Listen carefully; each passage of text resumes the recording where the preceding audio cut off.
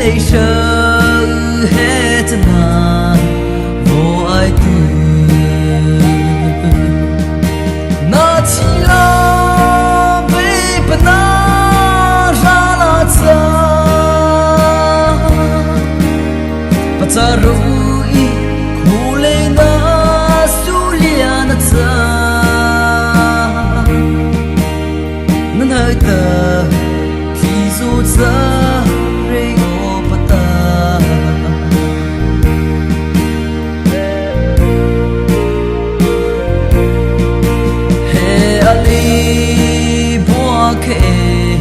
mà ta cho ta khi nằm mà chỉ sợ na khổ khá mà bi ta sai lý để cho mà trái tim bi chân liam mà chỉ sợ na khổ về chỉ lo về bên na ra là cha bắt cha rồi khu lấy na su lia na cha nên hơi tờ khi dù cha rơi ngô bắt ta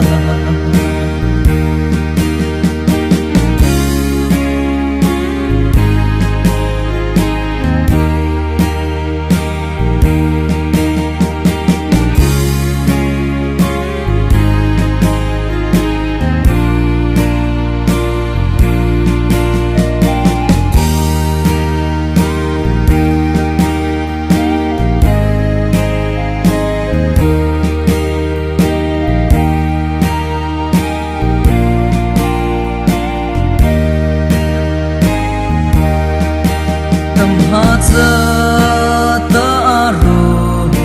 say sila bây giờ lia mà chỉ ta đi khu về châu na sa rai đi khu về chân lia đi rồi mà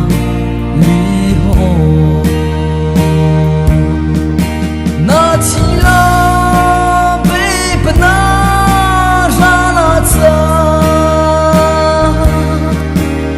bắt cha rồi khu lấy na su lia na cha